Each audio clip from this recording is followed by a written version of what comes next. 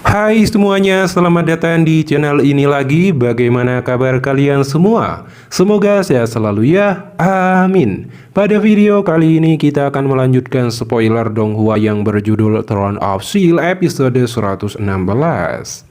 Sebelum kita lanjut, jangan lupa untuk like, comment, and subscribe ya, agar tidak ketinggalan notifikasi seputar Donghua.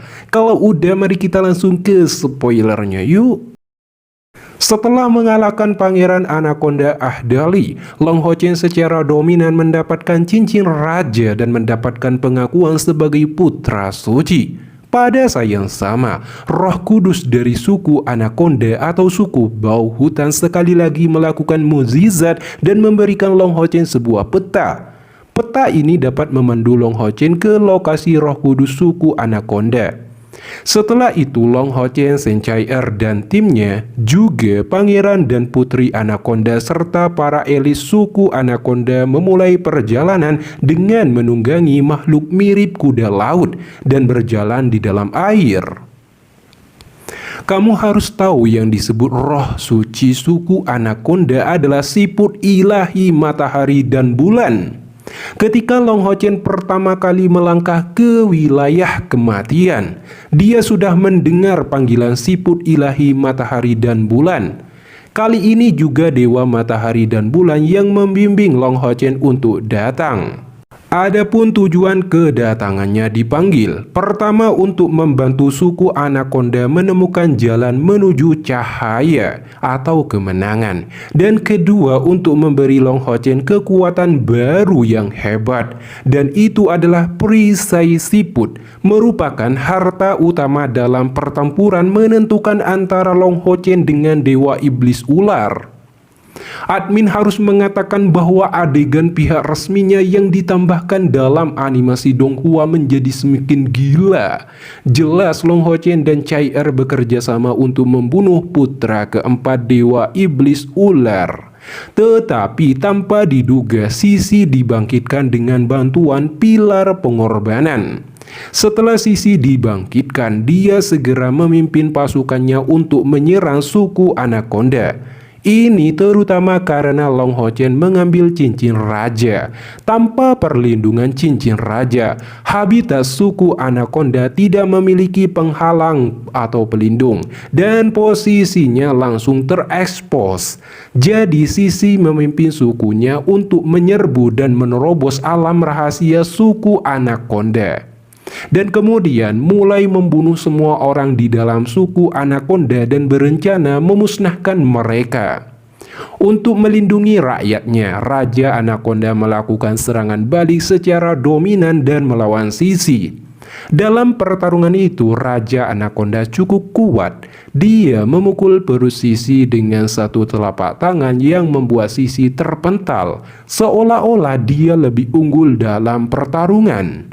Namun seiring berjalannya waktu, Raja Anaconda akhirnya jatuh dalam situasi terpojokkan karena Sisi juga sangat kuat. Terlebih lagi dia melakukan kolaborasi dengan 4 elit jenderalnya. Raja Anaconda akhirnya dikalahkan dan dikendalikan untuk mengejar dan membunuh Long Ho Chen dan yang lainnya. Di waktu yang bersamaan, Long Ho Chen dan yang lainnya telah menemukan lokasi siput ilahi matahari dan bulan berdasarkan peta. Tetapi mereka diblokir di pintu masuk. Namun di detik berikutnya, Raja Anaconda langsung menyusul dan mendekati Long Ho Chen dan yang lainnya. Awalnya, ketika putri Anaconda melihat ayahnya datang, dia bergegas mendekat dan ingin memeluk ayahnya. Namun tiba-tiba mata Raja Anaconda menjadi memerah dan dia mengangkat tongkatnya untuk menyerang putri Anaconda. Raja Anaconda sebenarnya ingin membunuh putrinya dan matanya menjadi merah. Pada saat ini, Raja Anaconda sudah kehilangan kendali atas tubuhnya karena dikendalikan oleh Dewa Iblis Ular atau Sisi. Ini sesuai dengan perintah Dewa Iblis Ular atau Sisi. Raja Anaconda datang khusus untuk memburu Long Ho Chen dan yang lainnya, berharap menggunakan keakraban dan kedekatan mereka untuk melakukan serangan balik diam-diam dalam pembunuhan. Untungnya Long Ho Chen dan yang lainnya menemukan anomali atau keanehan Raja Anaconda tepat waktu dan berhasil menyelamatkan Putri Anaconda. Pada akhirnya, mereka dapat kembali menyadarkan Raja Anaconda dan krisis telah teratasi untuk sementara waktu. Tapi Sisi dan keempat elit generalnya beserta pasukan ular akan segera menyusul mereka ke tempat Dewa Matahari dan Bulan. Oleh karena itu, untuk mencari tempat yang aman, Long Ho Chen dan yang lainnya hanya bisa memasuki alam rahasia siput dan mereka bisa mendapatkan keamanan untuk sementara waktu.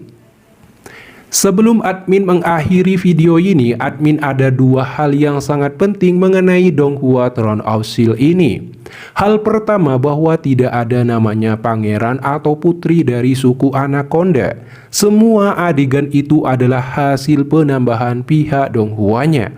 Kedua, adalah setelah episode 115 keluar, ada masalah besar dengan pengaturan plot, menyebabkan banyak netizen di China sangat tidak puas.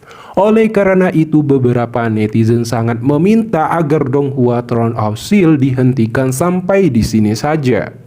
Karena yang dilakukan pihak Donghua saat ini sungguh kurang baik dan penurunannya sangat serius, dan penurunan tersebut terjadi pada banyak aspek, apakah itu kualitas gambar, pertarungan, plot, atau bahkan untuk pemodelan karakter. Jika kita bandingkan Donghua Throne of Steel dengan Donghua lainnya, maka kesenjangannya akan semakin besar. Jadi banyak orang yang sangat tidak ingin Donghua ini semakin buruk, sehingga mereka berharap adanya updating dari Donghua ini dengan cara berhenti dulu, karena satu-satunya cara adalah menghentikan pembaruan. Jika kembali dan memolesnya dengan hati-hati, kualitasnya dapat ditingkatkan. Namun dilihat dari situasi saat ini, kemungkinan penghentian updating tidak terlalu tinggi. Kita hanya bisa melihat bagaimana pihak resminya mengaturnya secara detail nanti.